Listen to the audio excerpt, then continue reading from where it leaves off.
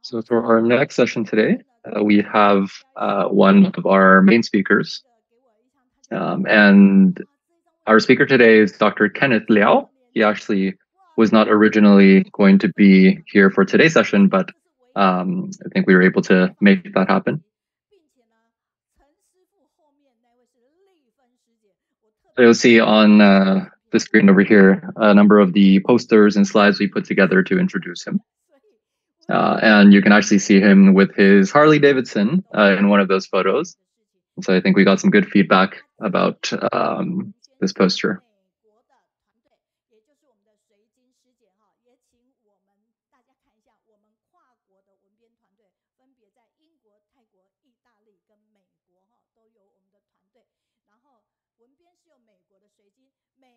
So that particular poster, if you will, was created by our team in the US, I think, specifically his sister Sui Jing.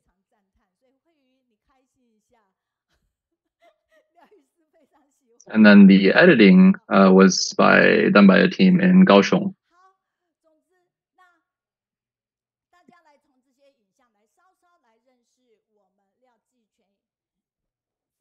It was actually Dr. Liao himself who really liked the poster.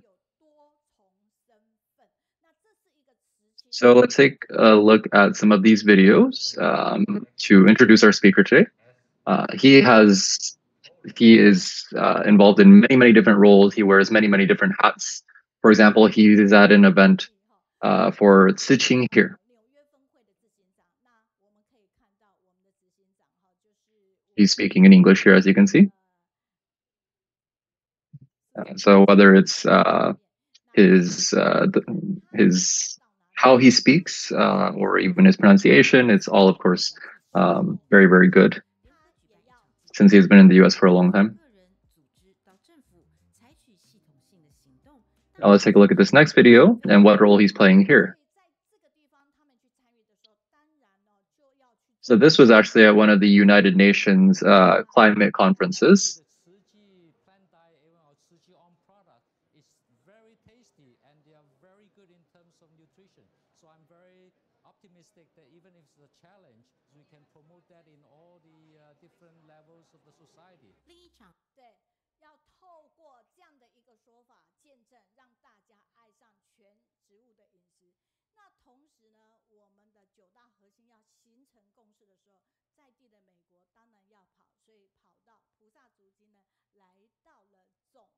So you can see that even in this setting, he was really trying to promote plant-based diets, as we talk about a lot in Tzu Chi.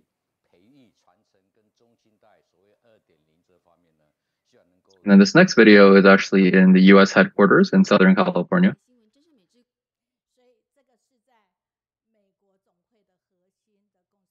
Here, Dr. Liao is talking about the importance of developing our youth, the next generation of Tzu Chi volunteers, which are also sometimes called Tzu Chi 2.0. So we have even more videos because, again, he wears many hats, does many things, goes many places. So here, for example, is in Indonesia. And I think this is the Tzu Chi hospital in Indonesia.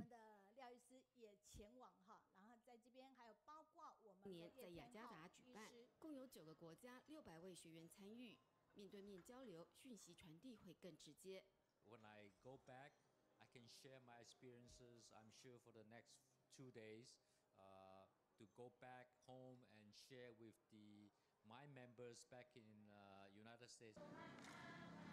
你们看到我们的文青哈，受到这样的欢迎，那印尼这边真的是值得我们大家去学习的哈。我自己也很幸运了哈，也有曾经到过印尼这个地方。不过呢，他们这个企业的时候，我 Actually, I think we saw Brother Victor there as well. He interpreted just a moment ago.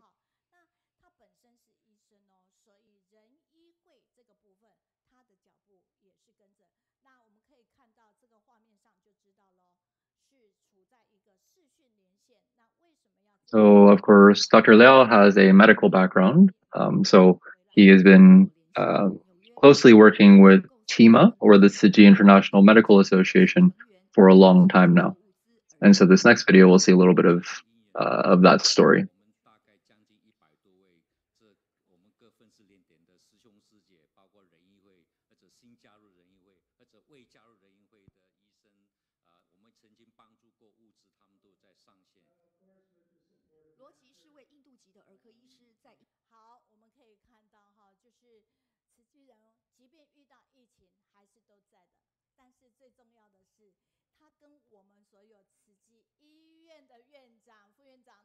This had to do with the team of volunteers in New York, and I think it was during the pandemic.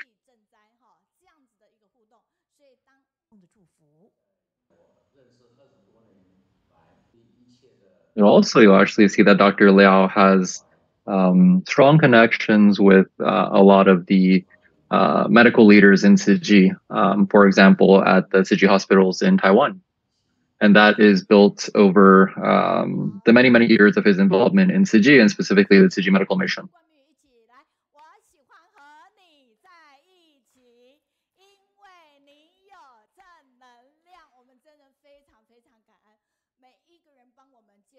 So let's welcome Dr. Liao to come speak.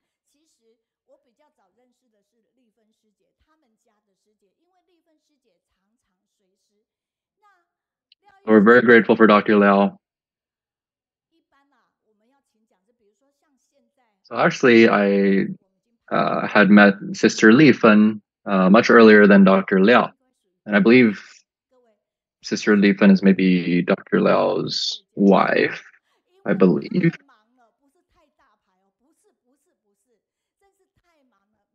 So typically,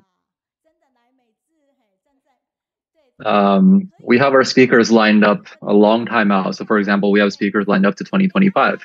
But with Dr. Liao, he's kind of an exception case because we've been trying to invite him for, I think, over a year.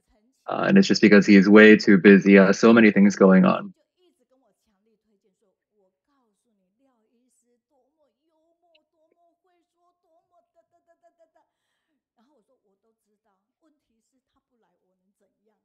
So Sister Janet and Brother Victor have kept saying, oh, we really need to bring Dr. Liao in to speak.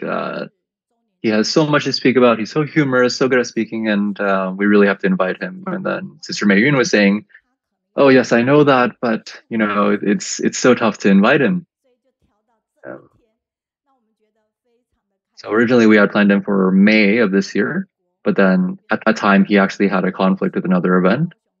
And so he adjusted his schedule so that he could come today. And so we were very, very happy and touched, because especially since he's in the US. So he's made his way all the way here to Kaohsiung to join us. And we have these two sisters over here. Again, his wife and then another friend as well. So imagine any of the international disaster relief efforts that Tzu Chi orchestrates around the world. He is always there participating as part of the medical mission. So really listen closely to his sharing today. So the subject of today's call or today's session, it's been translated to unconstrained imagination, but really it uses a Chinese idiom that roughly translates to the heavenly horse soaring across the skies, which generally means something that's very bold and imaginative or unconstrained. And so let's have Dr. Liao speak. Our Master Zheng Yin, Masters at the Abode, everybody online joining us today, and everybody here in Kaohsiung, and even my fan club who's online right now. Hello to all of you. So Sister Mei Yun actually already talked through all of the main points I'm going to talk through today, including through all the videos that she played earlier.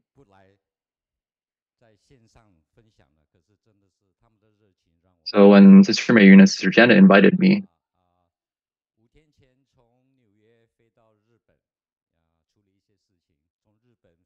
I really had planned to share online, but the warmth with which they invited me led me to decide to come and share in person. A few days ago, I was in Japan, then flew to Taipei, uh, and then took the high-speed rail here to Kaohsiung.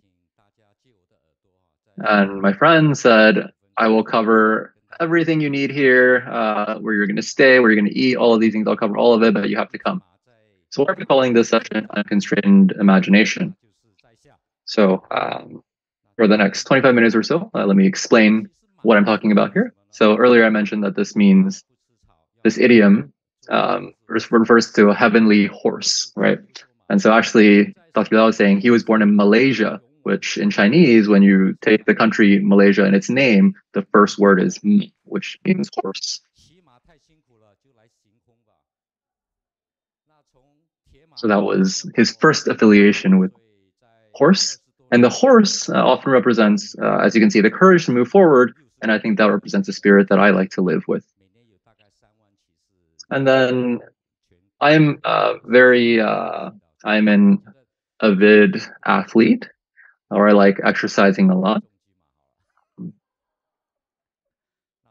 And there is an event every year in New York where something like 30,000 people ride bikes in an event. And so I ride the bike a lot, and we refer to that kind of like an iron horse in Chinese.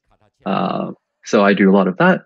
And I also happen to ride a motorcycle, my Harley. That is like an even more intense version of the iron horse. And so you can see all my affiliations with horses here.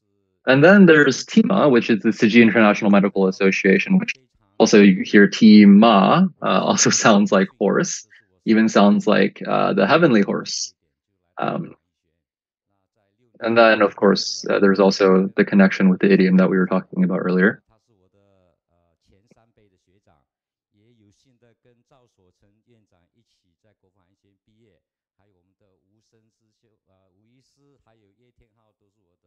So I had the opportunity to have a education in medicine, specifically in dentistry. And through this experience, I was able to meet a lot of actually the medical leaders in Tzu Chi today, or some of them. And with this experience, over the years, I've been to many, many different countries around the world, as you can see on the map here, often for disaster relief with Tzu Chi. So again, what is this heavenly horse? So TIMA stands for Tzu Chi International Medical Association. Dharma Master Zen often teaches us the importance of living with unconditional loving kindness and universal compassion. She also guides us to feel other people's pain as our own.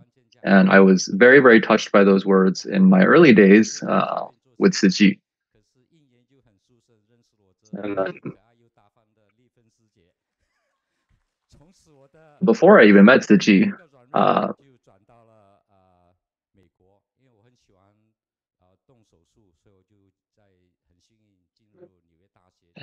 I have quite a history of my own. Aside from my history of getting into medicine and dentistry, the other big turning point, important point in my life was meeting my wife, my wonderful, beautiful wife.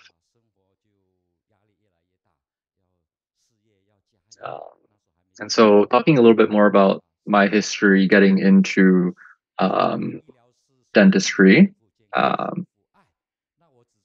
I was one of the first people from, I think, Taiwan who moved over to become an endodontist.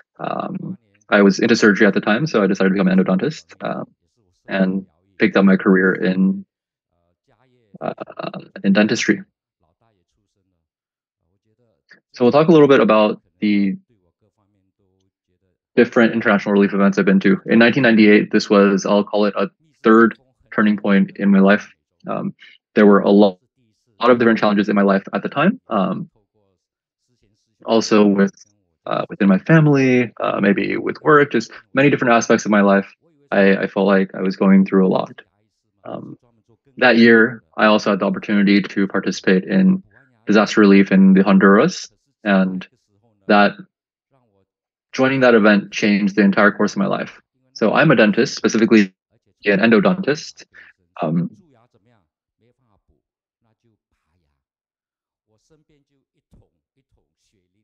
But what I have seen at that disaster relief, I saw circumstances that I had never seen before, even medically. The conditions were the medical conditions were not very adequate, and so you could see that a lot of people suffered for it. I can see actually here my hair was still black, and now it's white gray or white. So look at all of these kids over here. None of them have ever seen a dentist because they couldn't afford it, unless they were in excruciating pain and needed to go to a clinic to pull out their teeth. Might be a dollar USD to pull out a tooth. So you can see the free clinic we had, as well as the distribution we had. And from this experience, I actually wrote a little bit of a reflection, kind of in a poetic format. There was a little girl who asked me, when will you be back? And my heart shattered when I heard her say that, because I didn't know when I would be back. So as a dentist, it's not just about pulling out teeth. It's actually very, very important to teach about oral hygiene. And actually,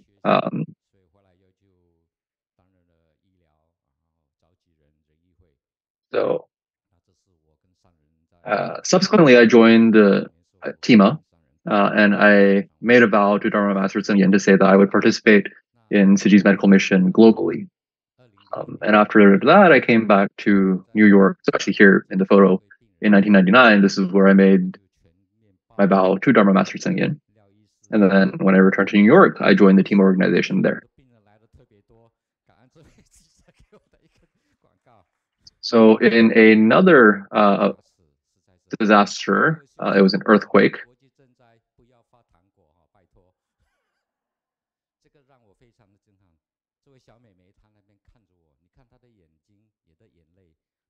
So you can see how bad the conditions are for some of these children there. And look at the eyes of this little girl looking at me. She was in so much pain. You can see the tears in her eyes. Actually, this was in El Salvador. This was a 7.2 magnitude earthquake there. And then the next event I'd like to talk about was 9/11 in the US, in New York specifically. This was an event that really gave me a strong sense of the impermanence of life.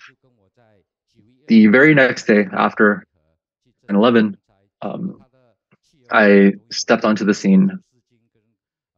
And here on the screen, you'll see Sister Huiru, who is another medical professional, who I was also working with to help people after 9/11.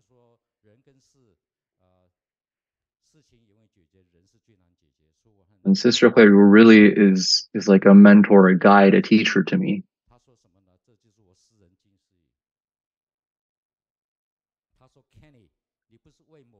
Oftentimes, a lot of our afflictions and troubles we know come from other people. And I was often afflicted.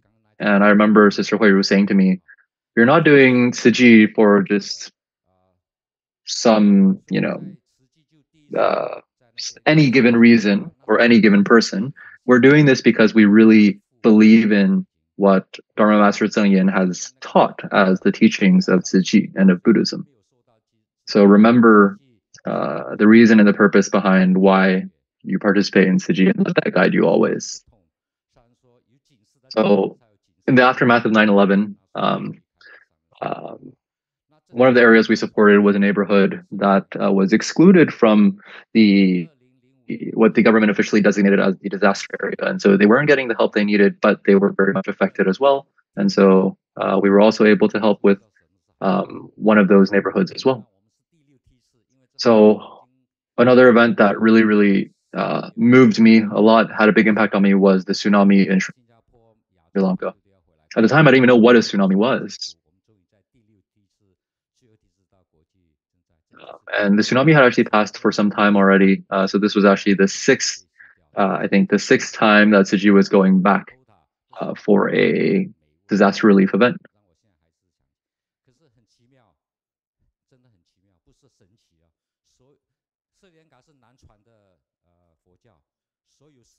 And this was the state of the disaster over there. Even after so long going there, we could still just smell kind of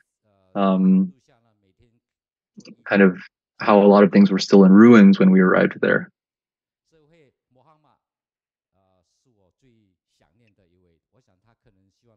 And the weather was really hot. We were doing a free clinic there, and it was just we could see that it was a very tough situation. So here you can see this young man is named Mohammed. He's someone that I really had left such a deep impression on me.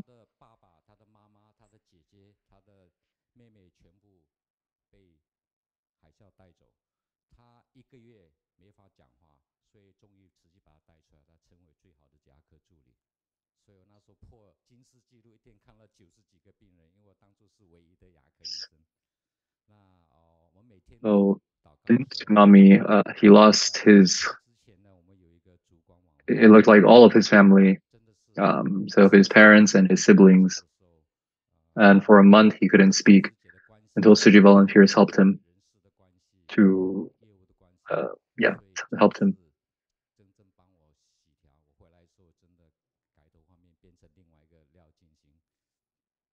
And around this time in 2004, and I may have misspoken earlier about the other time, but this was a low point in my life. Again, either with my family or otherwise. So when I spoke about 1998 earlier, I might have been a different circumstance, but in either case, at both points of time, he was facing a lot of challenges in his life, and he felt that these disaster relief events really were blessings for him to be able to participate in terms of how it changed his perception of life. Another event he participated in was the 7.5 magnitude earthquake in Haiti. You can see in this photo just the despair in the face of the kid. The 6-year-old kid lost his home, and in fact, I think when the home collapsed down, it crushed his arm, and he had to get his arm amputated.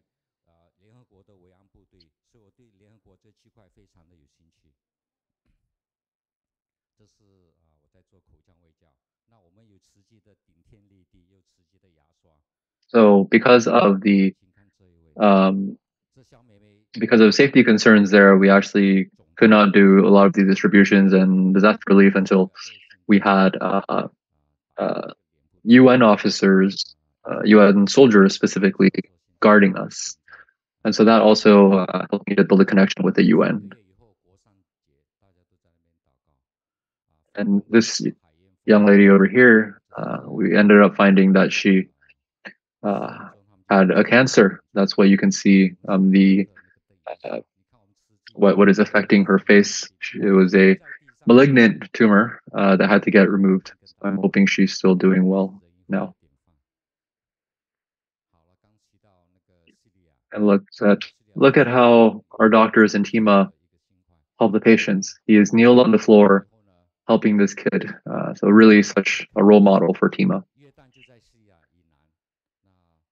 So Syria is also somewhere that really had a deep impact on me. I feel a lot of sadness thinking about what the people went through at the time.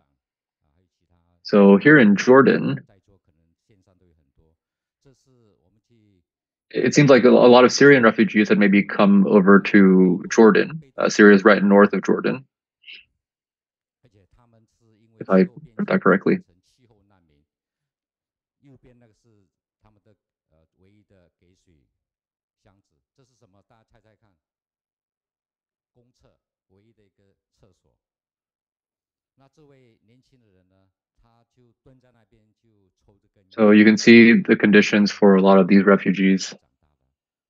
And this tent right here is actually a public restroom, the only restroom there. And this young person right here is just kneeled over, smoking a cigarette.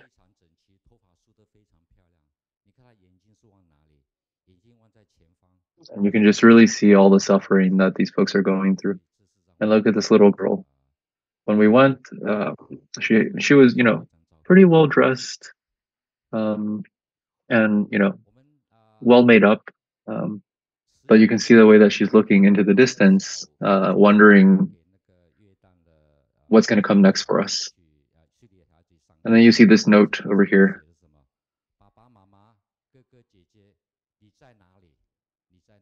So Siji was helping with, I believe,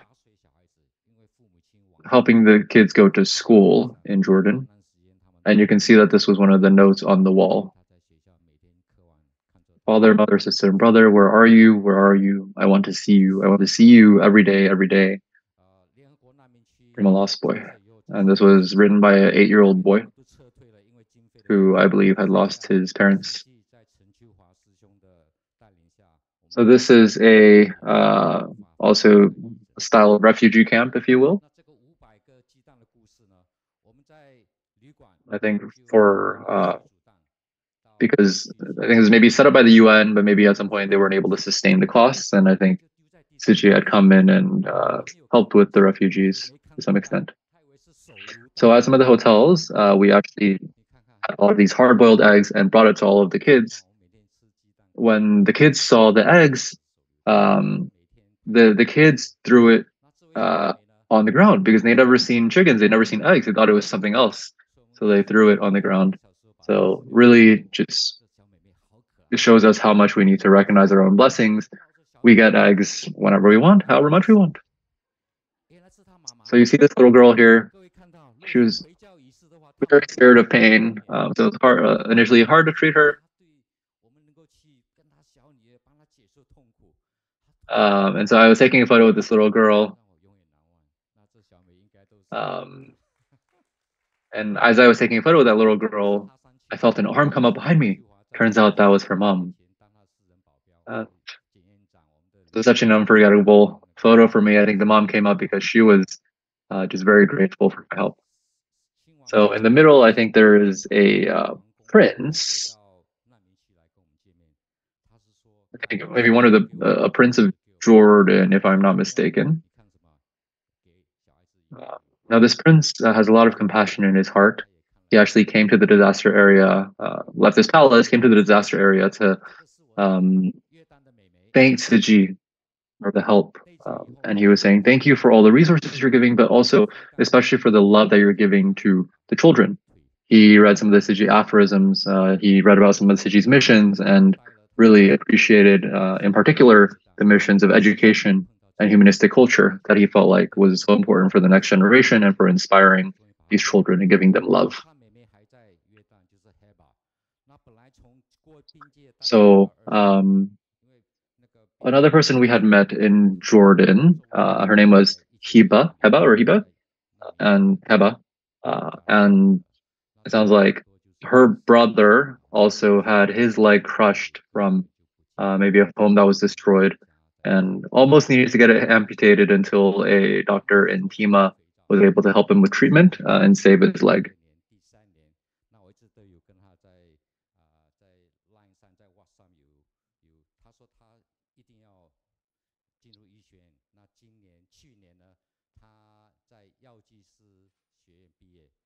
So I kept in touch with Heba, and she told us just being inspired, I believe maybe inspired from some of the experiences with Tzu, she was determined to join the medical industry, to practice medicine. And actually, I think very recently you can see, or rather, yeah. So this is her whole family here, or her family here, and then this photo I think is when she graduated with the degree in as a pharmacist. So wishing her all the best. I hope that she can be a compassionate member of TIMA as well. So Jordan again is somewhere I just felt so touched by. And the next year we had gone again. So this is one of the primary schools we were supporting with. There's a graduation event there. You can see this this volunteer in the middle is actually a volunteer from Afghanistan. And at some point he reached Jordan and met Sister Zhouhua.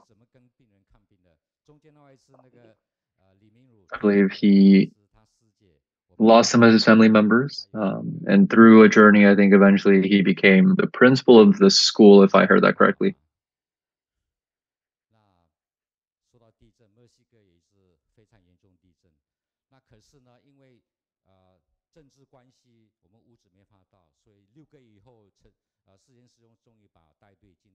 So another earthquake had hit, and this time in Mexico in 2018. But for, I think, political reasons, we weren't able to bring the resources into Mexico for a long time. But after some time, we finally made it in, and then we also provided free clinics. See these young volunteers here, gives us hope in the next generation. And then we went a second time to Mexico in 2019 for more free clinics. And this elderly man over here, you don't see it in the photo, but I believe he gave Dr. Liao two lemons to Dr. Liao. He says, "I don't have anything else to give you, but I'm really grateful for your help." So Mexico, like in Taiwan, they do a lot of hard work and hard labor oftentimes. And so this sort of physical therapy and other kinds of therapy are important. So in 2019, Sister Dailing, who lives in Mozambique with her family, I believe. Okay, so anyways, they live in Mozambique, and Cyclone Idai had affected Mozambique very heavily at the time. It was a very major disaster. So this photo right here, you actually see this is a historic photo. One of the hospital directors was actually in the restroom, but a lot of these other folks in the picture are a lot of these medical leaders in Tzu. So this is one of the normal straw houses, but when they came in, when the cyclone came in, of course, those were swept away, and so now you have to use tents. So you can see this photo, there's a shaded area, there's an area in the sun, but they really like going in the shaded area because, of course, it's very hot there. So you can see all of the children here, just one class, maybe 100-something students, no pen or paper, just maybe some books. This is also something that was very touching for me.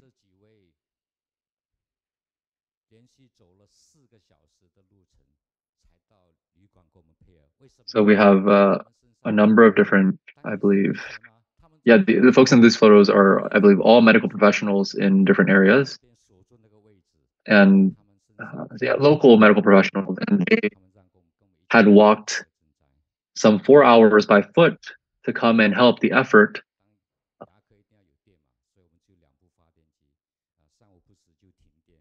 And they walked because they didn't have the money to, I believe, make it over. I didn't quite catch the explanation for why not.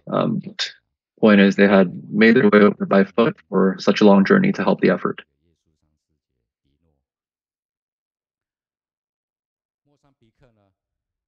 So we were also able to help teach a little bit of dentistry to some of these young folks as well. So here we're making a report back to Taiwan headquarters. Okay.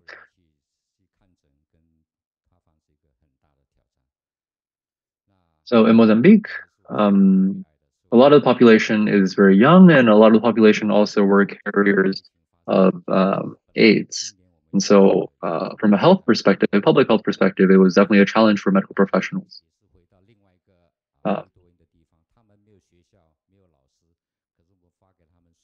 so, going back to Jordan again in 2019, we went back, I believe, for the third time.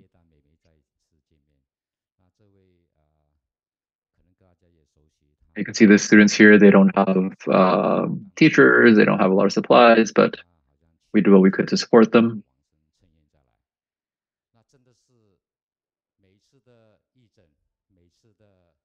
Sister or no, brother Naixing, but I believe in the last year or 2 years he had passed away. So wishing him well. Referring to the Tzu volunteer in that photo. So these disaster relief events all over the world have really made such a difference to me as a person and in my life. It has helped me to become a better person and wash away a lot of my more self-focused attributes. And so I'm so grateful to these disaster relief events, to Tzu Chi and the Dharma Master Zheng Yin.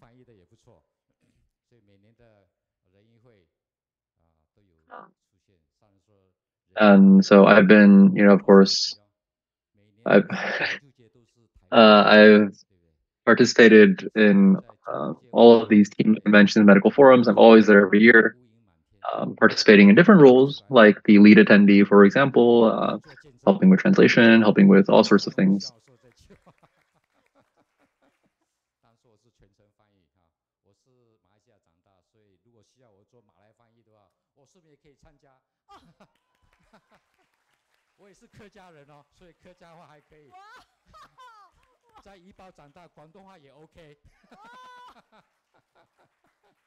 So I grew up in Malaysia, so if you ever need translation for Malay, let me know. I can maybe join. And I'm actually I have a Hakanese background, and so I can maybe help there too. And also, I learned some Cantonese growing up, so maybe you could help there too.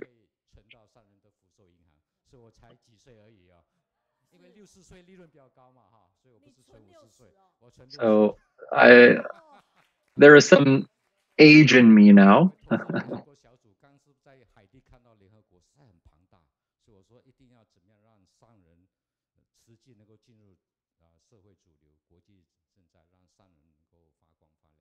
And so I want to focus on helping to develop our youth.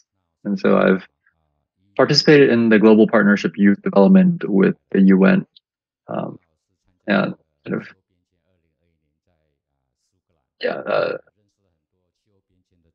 participating with this UN Tzu Chi effort of Global Partnership Youth Development, I believe. And here you can see me participating in a climate change conference with the UN. That was COP26 in one of the photos. I represented Tzu Chi in representing these interfaith events, which interfaith events and topics are becoming more prominent now as well.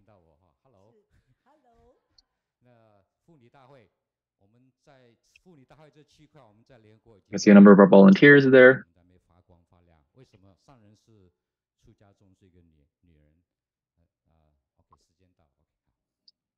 And then there was also a commission on the status of women, which it looks like Tzu Chi has been participating with the UN Women initiatives for a long time. More photos of us in the UN with some of our younger volunteers.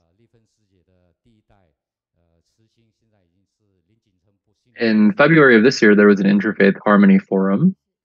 So we worked with a number of other organizations to co-host the event.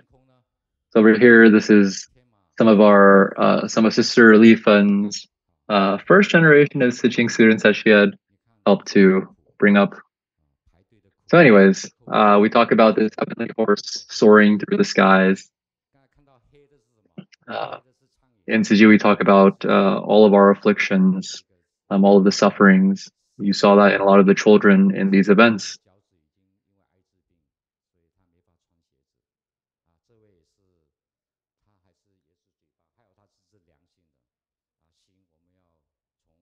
all of these scenes of people in deep suffering. And so what's important is for us to take action, and specifically to have a strong vow in our hearts.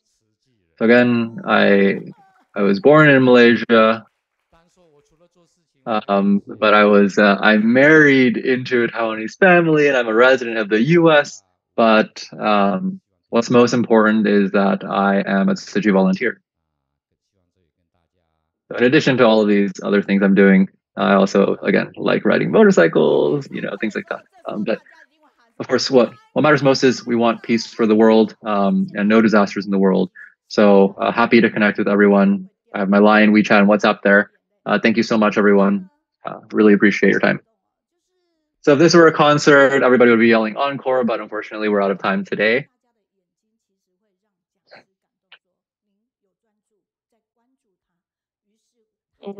We're so touched by Dr. Liao sharing today.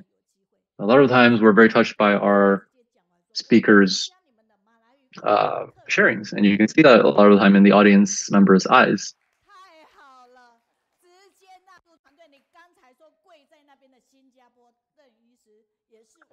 So a lot of our speakers might say, "Oh, I hope we have a opportunity to come back next time I speak again." But Dr. Liao instead was saying, "Oh, I will participate, or I'm volunteering to participate in your translation from Malay, for Hakanese, for English, whatever, maybe Cantonese."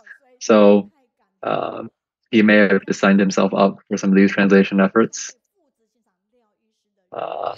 So we have a powerful heavenly horse joining our ranks now. And we see a lot of comments online sharing about the session.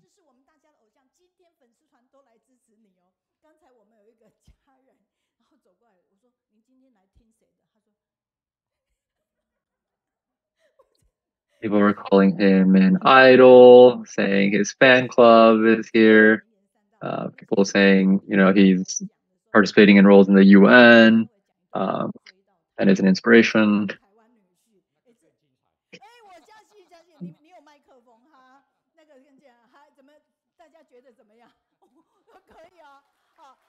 Of course, he has very interesting. His speaking style is very engaging as well. So next time we actually like to hear not just about Tzu Chi, but maybe the love story between you and Sister Li Fen. And he actually comes back to Taiwan a lot. And so maybe we can try to arrange for him to come back in the future. In fact, we have to make an arrangement now. We have to bring him back once every year, if not March or May or September, for all of the different events that he's typically involved in here. Just like the arrangement we have with one of the Tzu Chi hospital directors, Director Jin.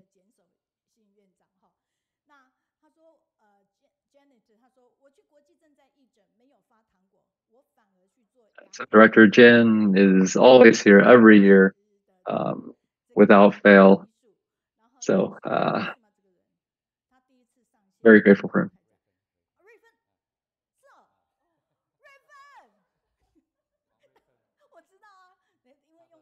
So more comments from online talking about some of his free clinic efforts in the disaster relief events internationally.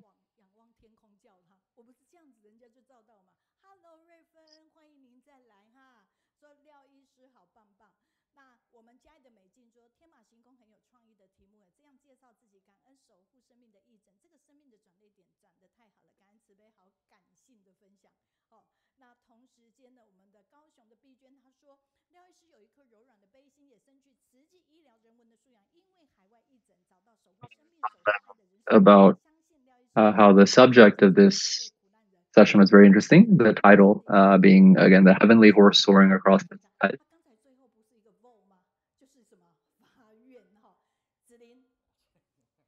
Other folks reflecting on the session.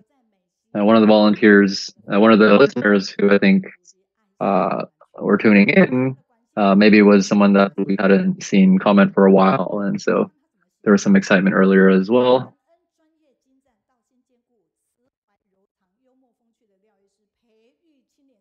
Comments about how he has spread love all over the world.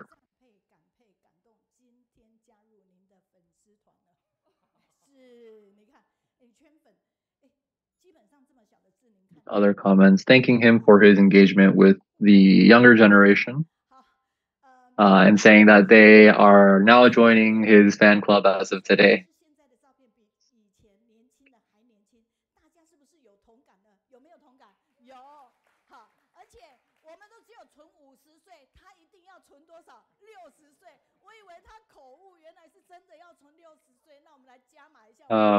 They made the comment saying that, oh, he looks even younger now than before.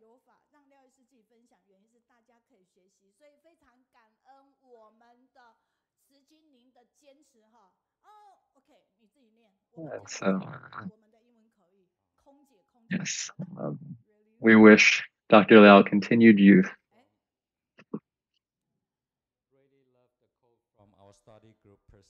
So here's an English comment here. I'll let him read it on his own.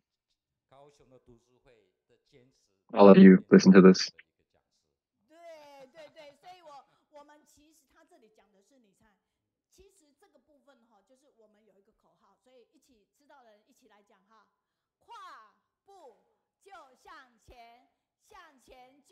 And this, Dr. Liao just translated the English comment to Chinese.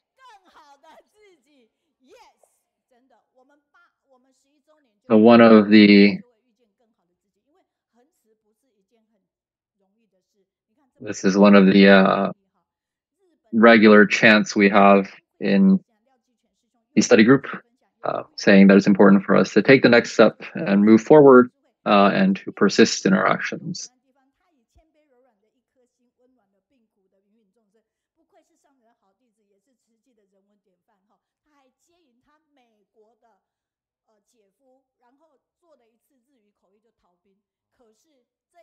Another comment talking about how Dr. Liao lives with blessings and with wisdom and has made such positive influences all over the world. In short.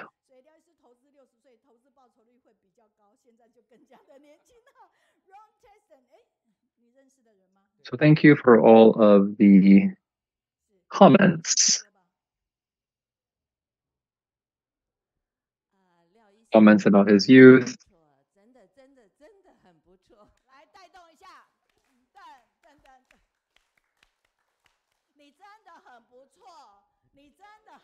So reading another comment out loud, saying Dr. Liao is wonderful. Dr. Liao is really, really wonderful.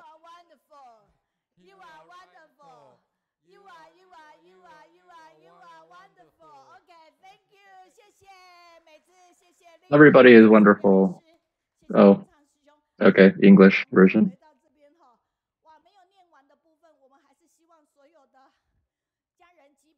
Okay, thank you, everyone. Thank you, Dr. Liao. Thank you.